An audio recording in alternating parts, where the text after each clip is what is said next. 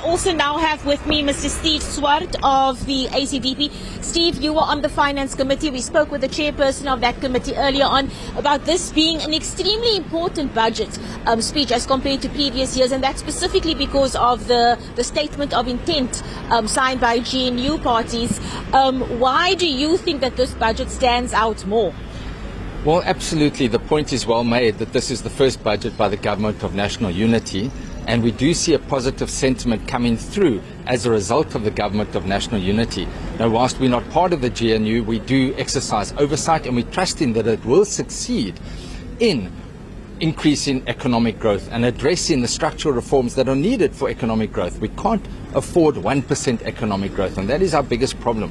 The expenditure is increasing and the revenue is not increasing. So we've got to increase economic growth, and we trust in that that will happen up to 3% or even 5%. That's what the National Development Plan has indicated. So this is very crucial for us to really ignite economic growth so that we can collect more revenue and, of course, address the poverty and unemployment levels. And on the issue of revenue, I mean, how concerned are you about government having to borrow more because we're not meeting the revenue targets that we want? Yes, we've always indicated our great concern about escalating debt levels and the fact that we are peaking now at 75.5% of GDP as our total debt. Now, that is unsustainable. For an emerging economy like South Africa, 60% is the sustainable level, and we are way above that.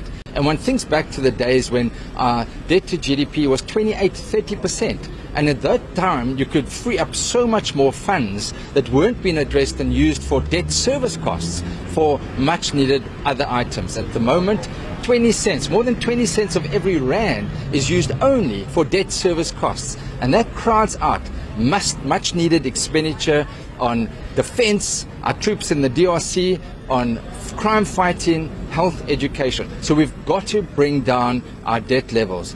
One of the ways of doing that is economic growth. And of course, you know, the ACDP has always stood against corruption, wasteful expenditure. I keep saying, give the law enforcement agencies more funds so that they can collect more. The SIU, the Asset Forfeiture Unit, the Investigative Directorate Against Corruption, they've got powers, but they don't have sufficient funds for forensic investigations to collect the tens of billions of rands that are owed the state. And then, of course, SARS has indicated that there's up to 800 billion rand that is owed to it. Imagine if you only collected 10% of that. That would be 80 billion rand that could be added to the coffers and would enable the books to be more balanced and not have this escalating debt levels, which is unsustainable in the medium and long term.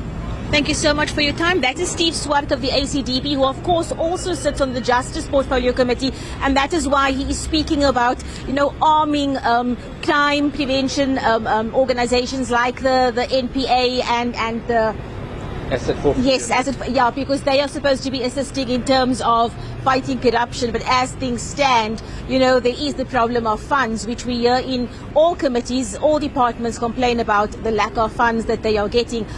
So hopefully the parties will be hearing what it is that they want to hear this afternoon, and we will be speaking to more of them within the hour. Nompu?